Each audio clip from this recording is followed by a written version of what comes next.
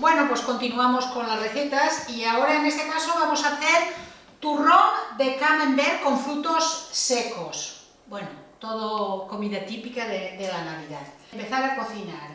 Forremos con un fil, que ya lo tenemos. Siguiente, me pone 50 gramos de nata. Y le pongo la nata. Tengo el queso de camembert aquí. Lo meto todo junto.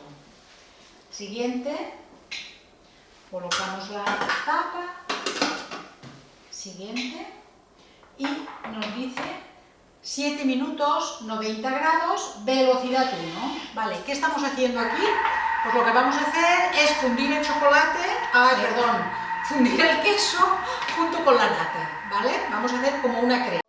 Bueno, pues ha terminado el tiempo y vamos a ver.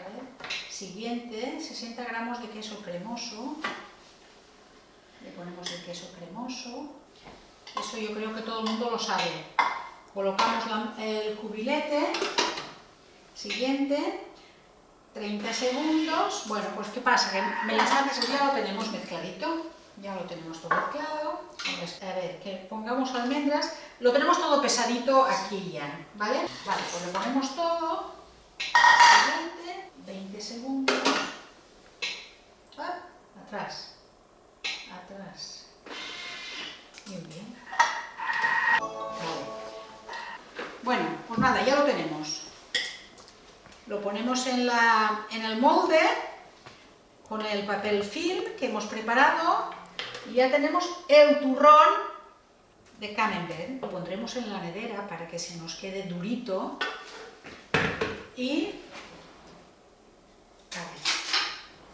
así.